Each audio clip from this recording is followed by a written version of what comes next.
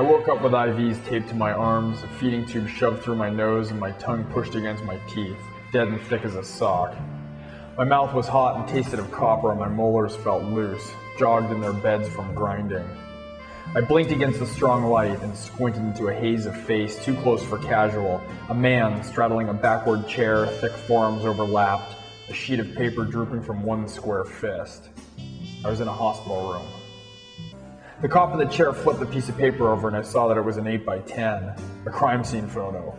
A close-up of a woman's midsection, the pan of the abdomen caked with dark blood, a narrow puncture below the ribs faded into blackness, as if a stronger flashbulb were required to sound its depths. I raised a hand as if to push away the image, and in the dead blue fluorescence I saw that the grime under my nails carried a tinge of crimson. My voice came out a rasp, barely audible around the plastic tube. Who is that? Your ex-fiancé. Who did that to her? The detective's jaw shifted once, slowly, left to right. You did. When Drew Danner gets released from jail, he doesn't know whether he's innocent or guilty of killing his ex-fiancée. And as a crime writer, he's used to shining a light in the dark corners.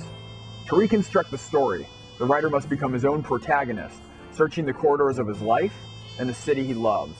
When he first gets home after the trial, he goes out to his back deck, puts up his feet, and this is his view. I have such respect for the tradition of crime writing in Los Angeles. I had to live here for years before even setting a book in this city. And while I've written 5 books that take place in Los Angeles, The Crime Writer is really my first Los Angeles novel. It's of this place, not merely set here.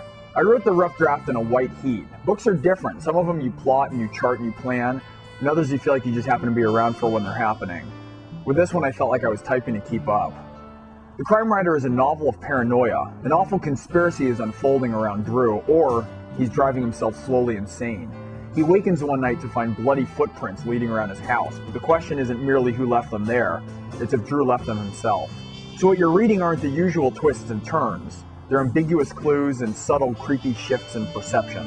I hope you come along for the ride, as unsettling as it may be, and I hope you enjoy reading The Crime Writer as much as I enjoyed writing it.